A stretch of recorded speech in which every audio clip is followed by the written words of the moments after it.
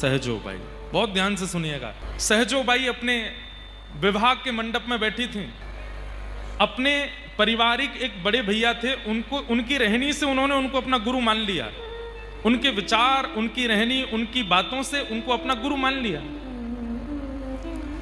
जब वो विवाह मंडप में बैठी तो सारा परिवार इकट्ठा हो गया। फेरे का समय आया तो उठी नहीं। पिता ने कहा, बेटी फेरे लेने हैं, तुम उठ क्यों नहीं रही हो? तो सहजोबाई कहती हैं, हमारे गुरुदेव नहीं आए, श्याम चरण दास जी नहीं आए। परिवार के लोग बोले, वो तो घर परिवार छोड़ चुके हैं, विरक्त हो चुके हैं, महात्मा हो चुके हैं, वो विवाह में कैसे आएंगे? सहजोबाई बोली, मैं विवाह तभी करूंगी जब मेरे गुरुदेव आके आशीर्वाद देंगे। पूरा परिवार दौड़ा दौड़ा गया, बीच में ब्याह रुका है। सबने जाके प्रार्थना की कि सहजो फेरे नहीं ले रही है। वो कह रही है, आप जब आओगे आपको देख करके विवाह करेंगे।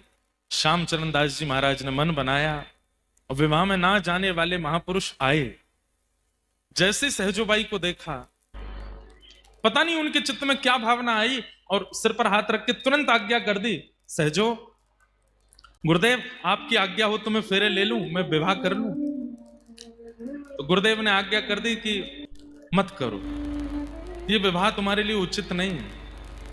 तुम्हारे अंदर जो निष्ठा है, जो भावना है, जो प्रेम है संतों के प्रति, भगवत प्रति, गुरु के प्रति, उससे तुम्हारा गृहस्थ में प्रवेश करना उचित नहीं होगा, अन्याय होगा, मत करो। परिवार के लोग चकित रह गए, ये कैसे हमारे गुरुदेव ब्याह में आके ब्याह रुकवा दिया, उसके मुंह पे बोल रहे हैं कि तुम ब्याह मत करो।